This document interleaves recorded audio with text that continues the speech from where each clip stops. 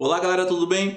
No vídeo de hoje nós vamos falar sobre contrato de trabalho intermitente. Então esta modalidade de contrato de trabalho que foi inserida na CLT, lá no artigo 443, por meio da reforma trabalhista de 2017.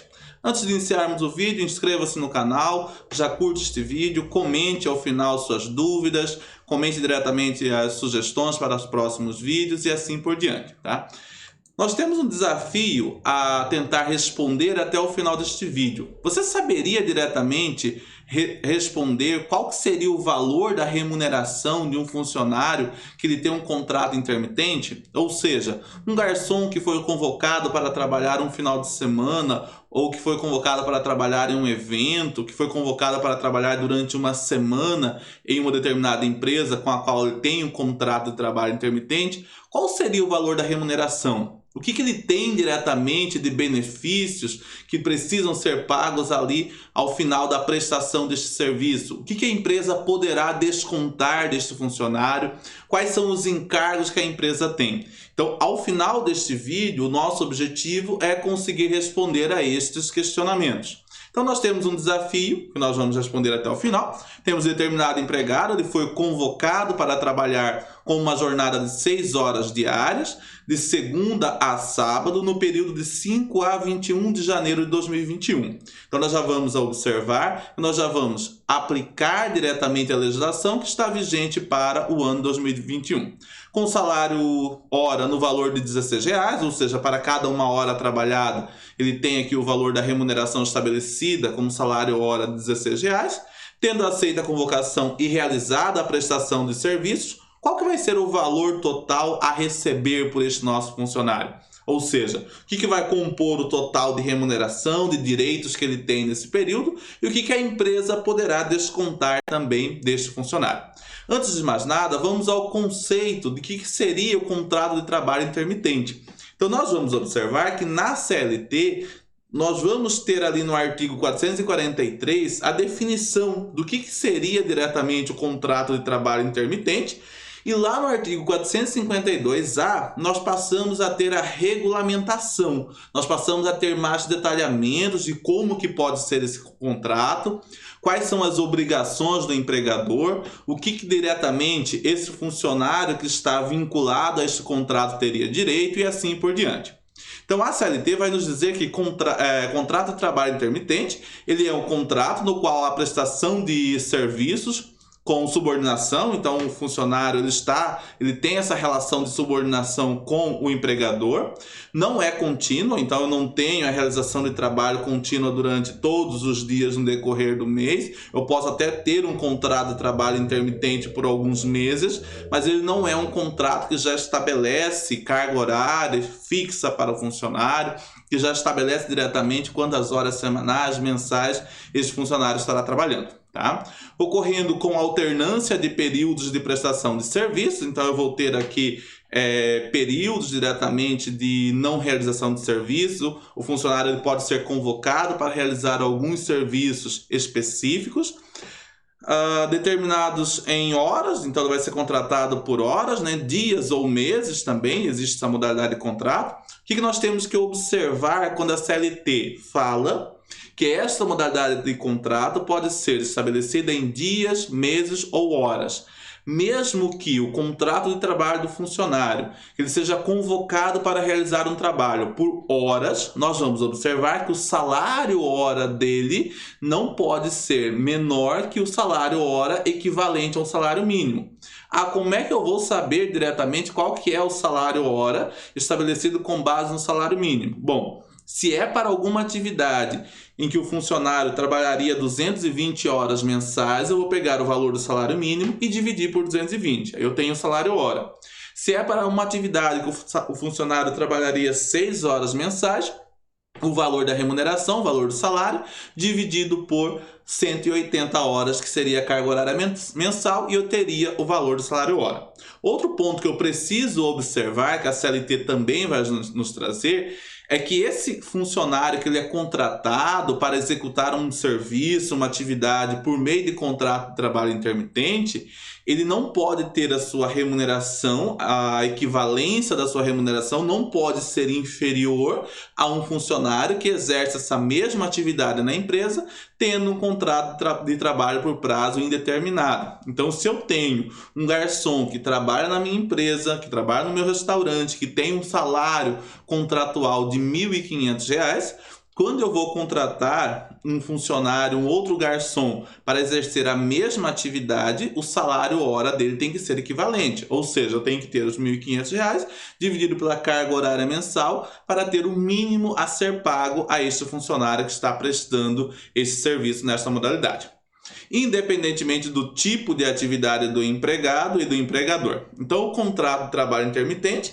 ele tem essa relação de subordinação, ou seja, o empregado está subordinado ao empregador, eu tenho diretamente o salário pré-fixado, ele pode ser estabelecido por horas, por dias ou por mês diretamente, e o seu pagamento se dá ao final da prestação de serviço, exceto quando a convocação ela ultrapassa o prazo de 30 dias. Por exemplo, convoquei um funcionário para ele trabalhar durante 45 dias. Eu não posso deixar para pagar ele apenas ao final dos 45 dias. Eu vou ter que pagar ao final do primeiro mês aqui, por exemplo, encerramos o mês de fevereiro. Até o 5º dia útil do mês de março, eu preciso fazer o pagamento dos dias trabalhados durante o mês de fevereiro. O restante, se o contrato dele, se a atividade dele for encerrada durante o mês de março, quando encerra, eu efetuo o pagamento da etapa final. Na carteira de trabalho, a CLT vai nos trazer que existe a necessidade, o contrato ele precisa ser diretamente estabelecido na carteira de trabalho, ou seja, eu preciso colocar ele na carteira de trabalho do funcionário, que ele tem esse contrato de trabalho com a minha empresa. Eu preciso observar que, independentemente do meu funcionário ter um horário pré-estabelecido, independente dele ter aquele contrato por prazo indeterminado, a carteira de trabalho dele precisa trazer todos os dados relativos a esse contrato de trabalho por prazo indeterminado. Até porque esse contrato assegura todos os demais direitos para o empregado. Então eu preciso ter a identificação na carteira de trabalho, tanto da empresa quanto do empregado, precisa ter a assinatura, precisa ter a identificação do estabelecimento, por qual estabelecimento que este funcionário está sendo contratado, o valor contratual por hora, ou por dia, ou por mês, de acordo com o tipo de contrato, também precisa constar ali no contrato deste funcionário. Geralmente vai estar naquela via impressa do contrato, mas essa informação também vai constar naquela via do contrato de trabalho que você informa na carteira do trabalho do funcionário. O que mais que nós precisamos ter ali de informações?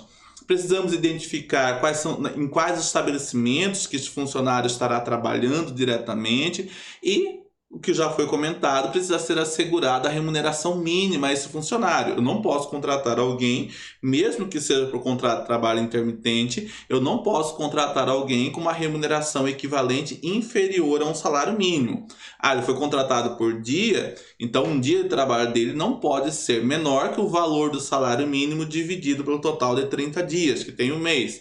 Então, foi contratado por hora, o mesmo processo. Preciso verificar esses aspectos, tá? O que mais que nós temos aqui? É assegurado também ao contrato de trabalho intermitente a questão do adicional noturno. Então, se você contrata esse funcionário para exercer uma atividade no período noturno, também vai ter o adicional noturno a partir das 22 horas, se for um profissional que trabalha na área urbana. Então, entre as 22 horas e até as 5 horas da manhã do dia seguinte, eu tenho o adicional noturno que precisa ser pago a esse funcionário. Também está garantido ao funcionário que trabalha por meio de contrato de trabalho intermitente. O local e o prazo para pagamento da remuneração. O prazo para pagamento pré-estabelecido é que ele precisa ser pago ao final do trabalho. Então, terminou de executar aquele serviço, ele precisa ser efetuado o pagamento deste funcionário, exceto naqueles casos em que o contrato, a convocação, ela ultrapassa um mês. Se ultrapassa um mês, eu preciso pagar até o 5º dia útil o que foi trabalhado durante este mês, e o restante eu vou pagando mês a mês. tá? Que mais que nós temos aqui? O local e o turno de prestação de serviço também precisa ser informado. Então, mesmo que não esteja em contrato de trabalho, precisa ter algum documento onde você relaciona diretamente todas essas informações.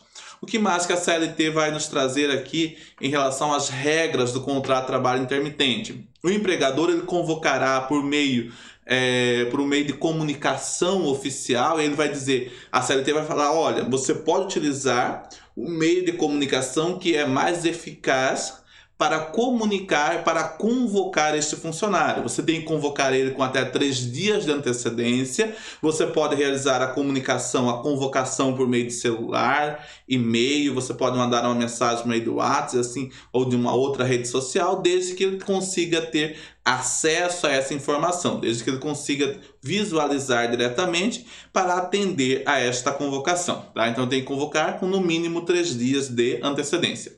Tendo o empregado um dia para responder esse chamado, então o empregado vai ter até um dia para retornar, aceitando ou não. Então, sendo um contrato de trabalho intermitente, o funcionário tem essa prerrogativa. Ele pode aceitar esta convocação para desenvolver esse serviço pelo qual ele foi contratado, foi convocado neste momento, ou ele pode dizer, olha, como eu tenho um contrato de trabalho intermitente, eu tenho contrato com várias outras empresas. Então, eu já estou diretamente alocado para uma outra empresa nesta data, eu não vou conseguir atender a sua empresa. Ele vai ser penalizado por isso? Não. Então, ele pode perfeitamente recusar a uma determinada convocação, mas ele tem um prazo de um dia para aceitar. E se ultrapassou esse prazo de um dia e ele não respondeu? Se ele não respondeu, isso implica em recusa automática, ou seja, ele não aceitou, não está disponível para responder à empresa, ele não está aceitando a este trabalho. Vai ser penalizado? Não. Quando que um funcionário poderá ser penalizado em relação à atividade de um contrato intermitente? Quando ele aceitar comparecer para realizar aquele trabalho, aceitou a convocação, no entanto, chegou no dia e ele não compareceu. Então, se ele não comparecer, aí ele vai ter que reembolsar a empresa, vai ter que pagar uma multa de 50% do valor total que ele teria em relação a esse serviço que ele estaria prestando. Da mesma forma, se ele for convocado, ele comparecer no dia para prestar o serviço e a empresa cancelar esse serviço sem nenhum motivo justificável também, ele também terá o direito de receber 50% deste valor da empresa, tá? Então, as duas partes, se cancelar diretamente esse compromisso sem justificativa diretamente, vai ter essa multa de 50% do valor a ser pago. O período de inatividade não será considerado tempo à disposição do empregador, então a principal diferença do contrato de trabalho intermitente é que o período em que ele não está trabalhando na empresa não considera que ele está à disposição da empresa. É por isso que ele pode aceitar ou não a uma determinada convocação, tá? Então, neste caso, o funcionário ele pode assumir várias outras atividades neste período, até porque ele não tem essa disponibilidade para aquela empresa.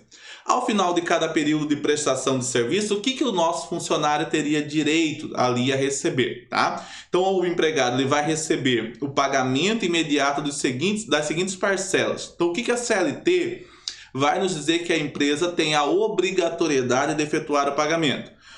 Nós temos a remuneração. O que seria a remuneração? A remuneração é composta pelo valor do salário hora, pelo valor do salário dia ou pelo valor do salário mês, pelo qual esse funcionário foi contratado. Além do valor do salário hora, do salário dia ou mês, esse funcionário tem direito a receber o repouso semanal remunerado. Ou seja, a equivalência a esta remuneração que seria de sábados, domingos e feriados que ele tem nesse período pelo qual ele foi contratado.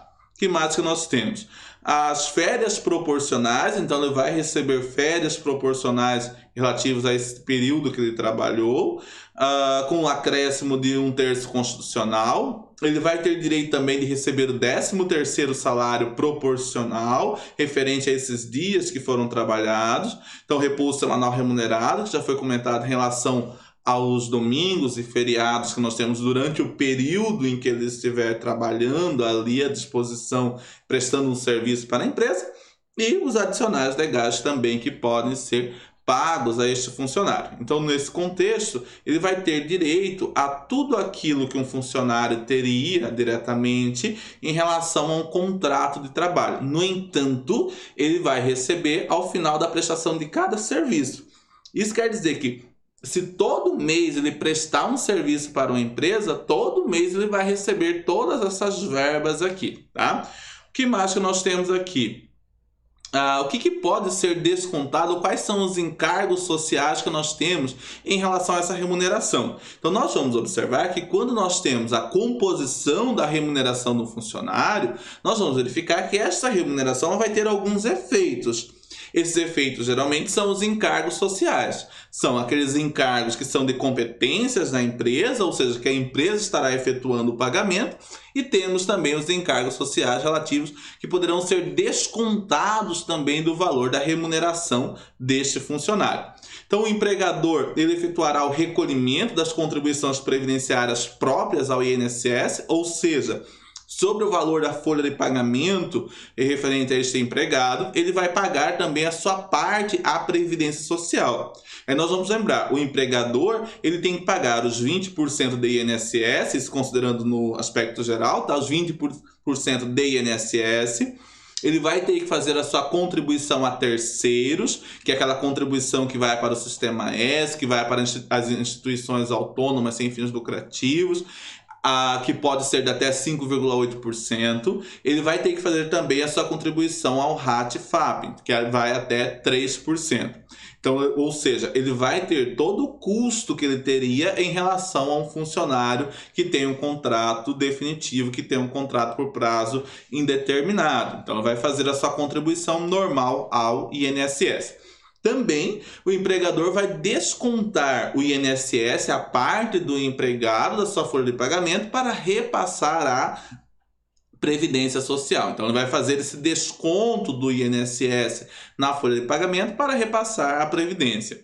O empregador também deverá descontar também o imposto de renda retido na fonte para repassar para a Receita Federal. Então, caso o valor total da remuneração gere base de cálculo para imposto de renda, ele vai ter também o desconto de imposto de renda sobre a sua folha de pagamento. O que mais? O empregador também vai ter que fazer o depósito do FGTS, então ele vai ter que contribuir com o FGTS relativo a este funcionário que ele tem contratado. Voltando então para o nosso desafio, então nós vamos ver que o nosso empregado, quando ele é contratado, quando ele é convocado para prestar um serviço, ele vai ter direito à sua remuneração, 13º salário, vai ter direito a férias, um terço constitucional, repouso semanal remunerado e vai ter também as obrigações de desconto. Poderá ser descontado INSS, imposto de renda, normalmente do nosso colaborador.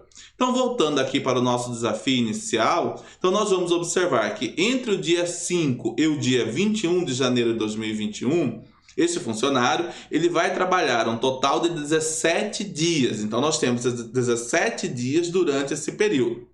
Efetivamente, como ele vai trabalhar de segunda a sábado, como ele foi convocado para trabalhar de segunda a sábado, efetivamente nesse período, ele vai trabalhar um total de 15 dias. Então, nós temos aqui o total de dias trabalhados dele serão de 15 dias. Então, a quantidade de horas trabalhadas no período, como ele trabalha 6 horas por dia, então nós vamos ter 6 vezes 15 e nós teremos um total de horas trabalhadas no período de 90 horas. Os dias de repouso semanal remunerado são os domingos e feriados. Levando em consideração apenas feriados nacionais no mês de janeiro, entre o dia 5 e 21 de janeiro de 2021, nós tivemos 2 domingos, não tivemos nenhum feriado nacional. Mas e se fosse por acaso em alguma cidade em que tivesse um feriado municipal nesse período? Esse feriado municipal seria considerado dia de descanso semanal remunerado. Então entraria aqui no dia de repouso semanal remunerado e ele teria um dia a menos de trabalho aqui. Mas ele seria remunerado normalmente para esse dia, tá? Então nós temos aqui os dados iniciais já separados para efetuarmos o cálculo. Então como que vai ficar o cálculo das verbas dos proventos do nosso funcionário? O salário relativo às horas trabalhadas, então observamos que o valor do salário hora do nosso funcionário é de R$16, que nós temos a informação aqui. Ele trabalhou um total de 90 horas. Então o valor do salário horas do nosso funcionário vai ser o total das horas trabalhadas, 90 horas, vezes o valor de cada hora trabalhada do nosso funcionário. Então, vezes 16. Logo, nós teríamos aqui o valor total do salário horas trabalhadas, um montante de R$ 1.440. O repouso semanal remunerado são os dias em que ele não trabalhou por ser considerado dias de descanso, que é os domingos e feriados. Tivemos 2 dias de repouso semanal remunerado. Como é que nós calculamos a remuneração sobre os dias de repouso semanal remunerado? Então, nós vamos pegar o valor total da remuneração desse funcionário para os dias úteis trabalhados, ou seja, o valor da remuneração dele para essas 90 horas trabalhadas, referente àqueles 15 dias que ele trabalhou, ou seja, R$ 1.440. Vamos dividir pelo total de dias trabalhados efetivamente, ou seja, pelos 15 dias trabalhados, e nós vamos observar que para cada dia trabalhado, então, nós vamos encontrar aqui o montante, quando nós fizermos essa equação, 1.440 dividido por 15, nós vamos descobrir quantos que ele ganhou por cada dia trabalhado. Tá? Então, neste caso, fazendo o cálculo, vai chegar um valor de 90, acho que vai chegar no valor de R$90 por dia, isso, é R$90 por dia. Multiplicamos por, não vai chegar no valor de 90, vai chegar no valor de R$96 por dia. R$96 por dia, exatamente. Então, nós vamos chegar aqui no valor de R$96 por dia, pegando esse valor de R$96 por dia, multiplicando pelos 2 dias de repouso semanal remunerado, ou seja, pelos 2 domingos, nós vamos encontrar quantos que ele receberia por esses 2 domingos que ele não trabalhou, que é considerado dias de repouso semanal remunerado. Então, nós temos aqui o valor do repouso semanal remunerado de R$ 192. Aí, se tivesse 3 domingos no período, aí você iria multiplicar por 3, tá? Então, esse 2 aqui representa os dias de repouso semanal remunerado, que no caso são 2 domingos, 2 dias, tá? A remuneração total do nosso funcionário, que seria o valor do seu salário pelas horas trabalhadas, mais o valor do repouso semanal remunerado, nós vamos chegar no total de R$ 1.632. Então, referente às horas trabalhadas e ao repouso semanal remunerado, nosso funcionário vai ter um total aqui de remuneração de R$ 1.632. No entanto, nós observamos que, pela CLT, nós temos que pagar não só o valor das horas trabalhadas com repouso semanal remunerado, mas temos que pagar também férias e 13º salário. Então, férias, nós vamos calcular o proporcional de férias relativo a esse mês. Então, nós vamos pegar 1/12 de férias, que é o valor total da remuneração, R$ 1.632, dividido por 12. Então, para esse um mês que ele trabalhou aqui conosco, ele vai ter aqui proporcional de férias, 1/12, R$ 136. Então, para esse mês de janeiro, ele vai receber aqui proporcional de férias de R$ 136. E temos também a incidência de 1/3 constitucional. 1/3 constitucional, ele é 1/3 do valor das férias, tá? Então, se as férias nós temos o valor de R$ 136, 1/3 seria o valor de 136 dividido por 3.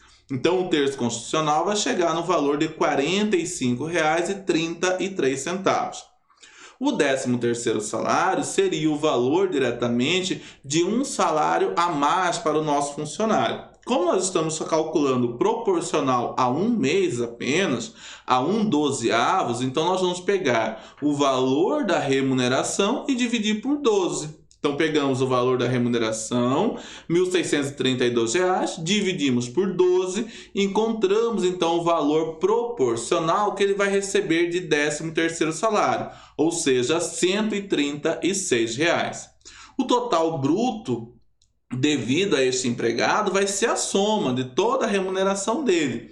Então, nós tivemos aqui o valor total da remuneração, R$ 1.632, mais o valor de férias, R$ 136, mais o valor do 1/3 constitucional de R$ 45,33, mais o valor do 13º salário, o valor de R$ 136. Então, somando tudo que esse funcionário tem de remuneração bruta, tudo que ele tem ali de direitos a receber referente a esses dias trabalhados, nós vamos chegar no valor de R$ 1.949,33. Só que este funcionário ele não vai ter só a remuneração, ele vai ter descontos também. Então nós vamos ter aqui o desconto do INSS. Como é que vai ser feito o cálculo do desconto do INSS? Então nós vamos observar que o INSS, nós temos uma tabela progressiva para fins de cálculo do desconto. Então, de acordo com que vai aumentando a remuneração, nós vamos tendo um aumento da alíquota de INSS, de acordo com que vai completando, que vai preenchendo cada faixa da tabela de INSS. Eu sugiro que vocês assistam um vídeo que tem aqui no canal ensinando passo a passo a fazer o cálculo do INSS, considerando a legislação vigente no período atual. Então, nós temos desde a explicação de como que funciona a tabela do INSS e como que deverá ser feito o cálculo do INSS para fins de remuneração mensal, para fins de salários, para fins de 13º e assim por diante, tá? Então nós temos aqui a remuneração total do nosso funcionário, a base de cálculo do INSS, é o valor de R$ 1.949,33. Pegando lá pela tabela de incidência do INSS, nós vamos observar que aqui na primeira faixa nós vamos tributar um total de R$ 1.100.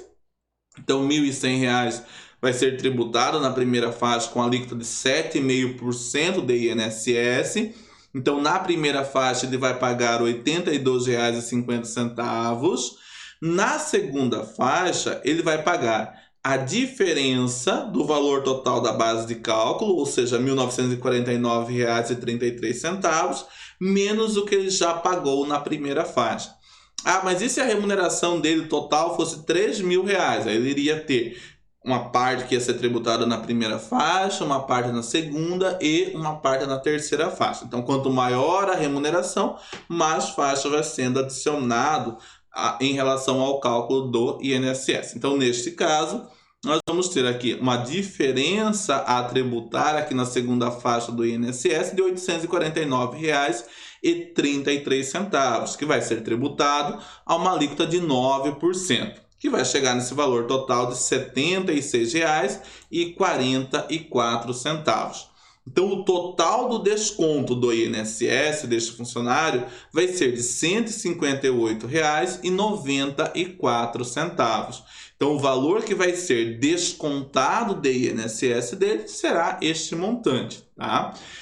Vai descontar imposto de renda? Vamos ter que ter o cálculo do imposto de renda? Não porque ele está na faixa dos isentos de imposto de renda. Então, nós vamos observar que a base de cálculo do imposto de renda é o total, no caso dos proventos deste funcionário, menos o valor da contribuição previdenciária, menos o valor do INSS, que neste caso, então, ele vai cair na faixa dos isentos de imposto de renda. No entanto, caso a remuneração dele fosse um pouco maior, ele poderia ter também um desconto de imposto de renda. Ah, quero aprender imposto de renda também? Temos um vídeo, aliás, temos 2 vídeos de imposto de renda aqui no canal já, tá? Temos um vídeo ensinando a calcular imposto de renda mensal sobre a folha de pagamento e temos um outro vídeo ensinando a calcular imposto de renda sobre investimentos.